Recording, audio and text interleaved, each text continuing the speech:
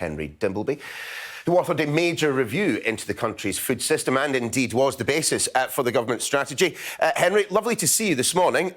We're all waiting on tenterhooks to see what the government publishes. But on the basis of that which you have seen and that which you have been informed about, how sanguine are you?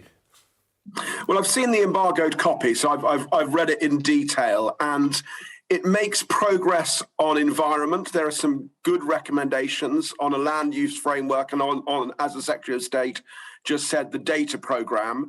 It needs to go further. It needs to deal with trade, and it yet again ducks the trade issue, and there's no statutory footing.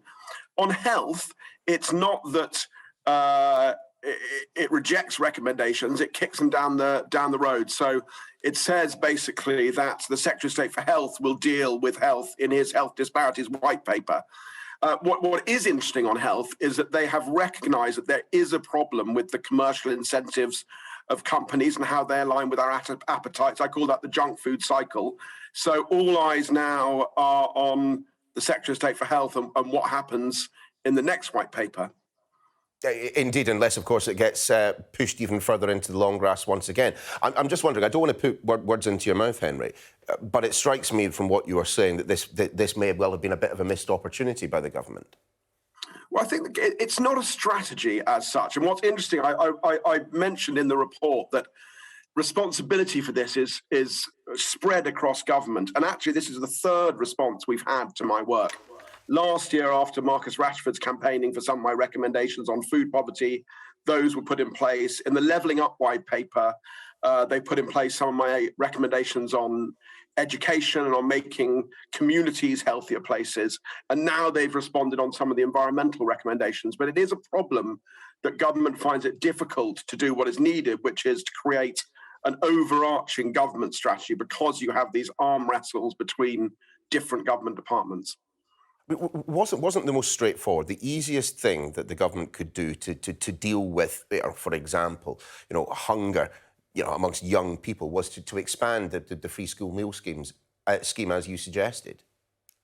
Yeah, so Mark, the things that they did do, they expanded the provision of meals into the holidays, which was fantastic, and they expanded Healthy Start, but they didn't expand free school meals.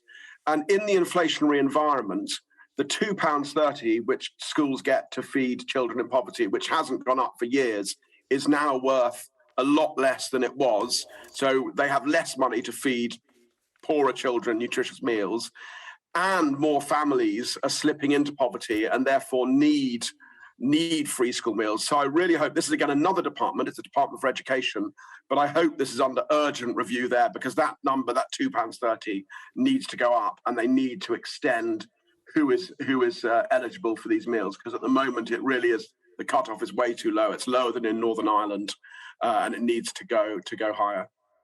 Again, Henry, I don't want to put words in your mouth, so I want to kind of dig down just slightly more deeply into this. But from what you have been saying, I mean, we understand that clearly there are a number of issues that need to get dealt with at the moment. But if they don't push forward like this, if there isn't, as you suggest, might be, or are you suggesting that it would be better if food strategy was controlled by one government department, that there was one point man or woman to push forward on all of this, rather than, as you seem to be suggesting, well, DH are going to deal with this particular part, the Environment Department dealing with this, NHS dealing with that? What do you think? It needs to be controlled centrally, yes. I'm not sure whether that's in one department or in number 10. We have a food system that currently makes us sick. The poorest neighbourhoods die 7 years earlier on average, people who live in them, than the richest. A large part of that is down to food. It's destroying the environment. It's not sustainable. In the end, our food system will change, because by definition it can't survive as it is. But in order to have the kind of the boldness of action and the courage and the link and the join up, it does need to be coordinated more clearly across government.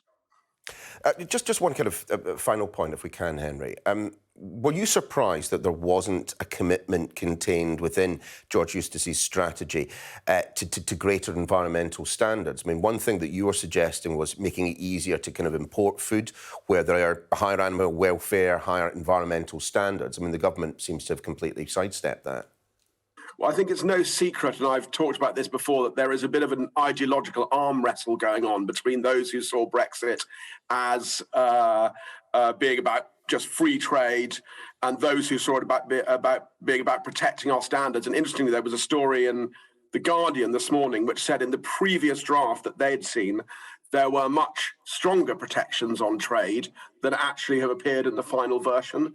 So it looks as if one part of the Tory party have won that particular battle at this time.